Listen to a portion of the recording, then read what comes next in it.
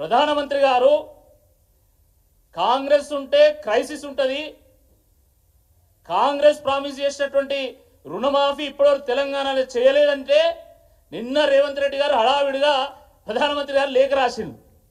మొన్నటిదానికి ఏమన్నాడు, మొత్తం రుణమాఫీ చేసిన తెలంగాణలో అని మీసాలు తిప్పిండు. ఇప్పుడు ఏమైంది? నీ బండారం బయటపడ్డదా లేదా? గత కొద్ది నెలలుగా హరీష్ రావు గారు, కేటీఆర్ గారు మీరు అబద్ధాలు ఆడుతున్నారు, రైతులకు రుణమాఫీ సరిగ్గా జరగలేదు, కేవలం ప్రతి గ్రామంలో 30% 40% మందికి అయింది, మిగతా వాళ్ళకి కాలేదంటే లేదు, ఖచ్చితంగా ప్రతి ఒక్కరికి చేసినా అని చెప్పినావు. మరి ఇప్పుడు ఏంది సంగతి? 18,000 కోట్ల రూపాయలు మాత్రమే రుణమాఫీ చేసినామని చెప్పి నిన్న నువ్వే ఒప్పుకున్నావు కదా. మరి క్షమాపణలు చెప్తావా? ముక్కు నేలకు రాస్తావా? ముఖ్యమంత్రి చెప్పేటువంటి అబద్ధాలు చెప్పలేక మైకులు ఊరేసుకునే పరిస్థితి వచ్చినాయి. ఇది వాస్తవము. అబద్ధాలు ఎంత ఆడంబరంగా, ఎంత అందంగా, ఎంత గంభీరంగా చెప్పాలో రేవంత్ రెడ్డి గారిని చూసి నేర్చుకోవాలి. స్వయంగా ముఖ్యమంత్రి స్థాయిలో ఉండి అబద్ధాలు ఆడతాడు.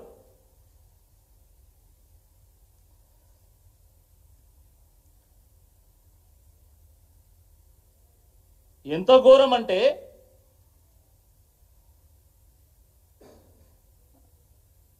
ప్రభుత్వానికి రావాల్సినటువంటి ఈ 9 నెలల్లో రావాల్సినటువంటి ఆదాయం 87,000 కోట్ల రూపాయలు. కానీ వచ్చిన ఆదాయం ఎంత అంటే 73,000 కోట్ల రూపాయలు. అంటే సుమారుగా 13,000 కోట్ల రూపాయలు ప్రభుత్వం ఆదాయానికి గండిపడ్డది. అంటే సుమారుగా నెలకు 1,500 నుంచి 2,000 కోట్ల రూపాయలు షార్ట్ ఫాల్ ఉన్నది. ఎక్సైజ్ ఇన్కమ్ కూడా తగ్గింది. 3,500 కోట్ల రూపాయలు ప్రతి నెల వస్తాయని ప్రభుత్వం అంచనా వేస్తే 3,000 కోట్లు కూడా దాటడం లేదు. అదేవిధంగా మరి కమర్షియల్ ట్యాక్స్ కూడా అదే పరిస్థితి. మీరు ఏ పన్ను తీసుకున్నా కమర్షియల్ ట్యాక్స్ కూడా చాలా దయనీయమైనటువంటి ఒక పరిస్థితిలో ఉన్నది. అంటే ఎక్కడ కూడా వస్తువుల యొక్క కొనుగోలు జరగడం లేదు, దానివల్ల ప్రభుత్వానికి ఆదాయం రావడం లేదు. ప్రభుత్వానికి ఆదాయం రాకపోవడం వల్ల ప్రభుత్వం ఈరోజు అభివృద్ధి కోసం నిధులు వెచ్చించలేనటువంటి ఒక పరిస్థితి. ప్రభుత్వం క్యాపిటల్ ఎక్స్పెండిచర్ అంటే కేవలం అభివృద్ధి కోసమే. రెవెన్యూ ఎక్స్పెండిచర్ అంటే జీతాలు, సబ్సిడీలు, ఉచితాలు ఇవన్నీ ఉంటాయి. కానీ క్యాపిటల్ ఎక్స్పెండిచర్ అంటే కేవలం అభివృద్ధి కోసం ఖర్చు పెట్టేటువంటి నిధులు 32,000 కోట్ల రూపాయలు ఖర్చు పెట్టాల్సి వస్తే ఇప్పటివరకు కేవలం 8,000 కోట్ల రూపాయలు మాత్రం ఖర్చు పెట్టింది. అంటే పరిస్థితి ఎడిపోతున్నది.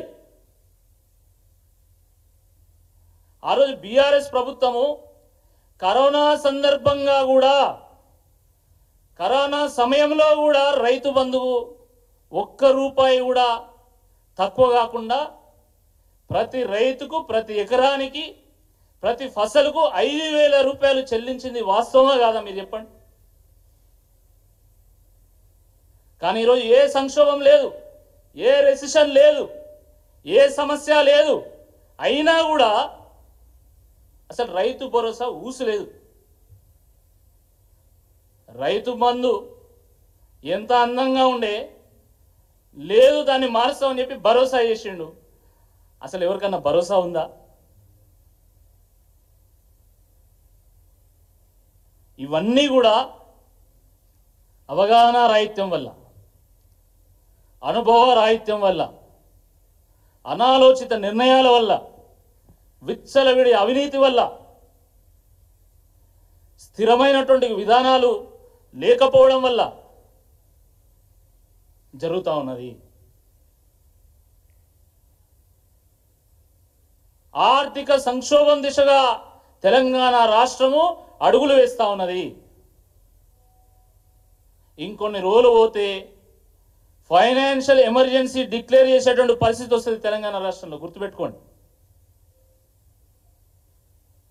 కొత్తగా ప్రభుత్వంలోకి వచ్చిండు ఈయన. కొత్తగా వచ్చినప్పుడు ఎవరైనా కూడా ప్రాధాన్యాలను ఎంచుకుంటారు. ఇప్పటికే గ్లోబల్గా రెసిషన్ ఉంది. బహుళజాతి కంపెనీల్లో ఈరోజు ఉద్యోగాలు పోతున్నాయి అబ్రాడ్లో.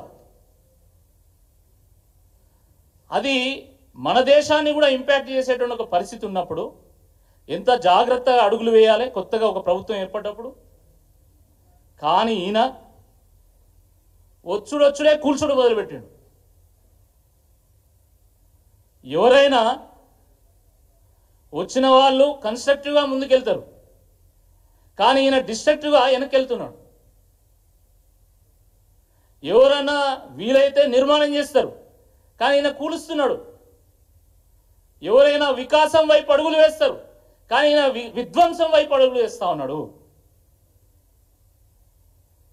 హైడ్రా ఎజెండా ఏందండి? హైడ్రా ఇంటెన్షన్ ఏంది? హైడ్రా పేరు మీద హైడ్రామా తప్ప దాంట్లో ఏమన్నా హై లెవెల్ థింకింగ్ ఉన్నదా? హై లెవెల్ ఎజెండా ఏమైనా ఉన్నదా?